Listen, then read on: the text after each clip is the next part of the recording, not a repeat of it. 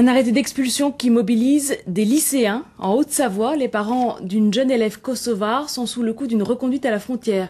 Une décision administrative qui concerne seulement les parents, pas les enfants, qui resteraient seuls en France. Serge Vorette, Jean-Pierre Limone.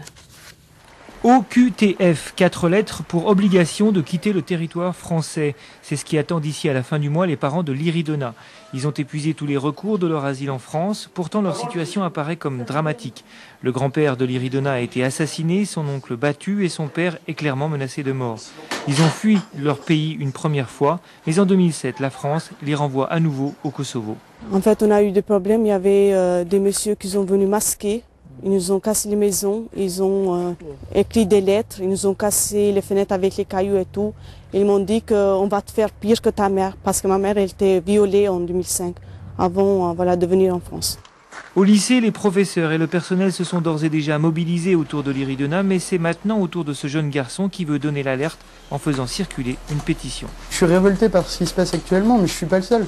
Et je pense que c'est ça qui fait la force de ce mouvement, c'est que c'est pas un individu, je suis pas le seul à être révolté. On est beaucoup à être révolté, on commence à s'organiser, on imprime des tracts, on crée des pétitions.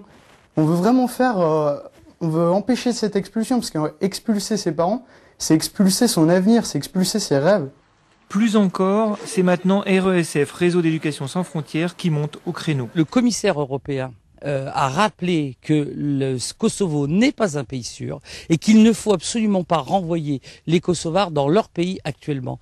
Donc une des démarches que l'on va initier, c'est, comme j'ai les coordonnées de ce commissaire, c'est de joindre ce commissaire européen pour lui demander de venir nous rencontrer.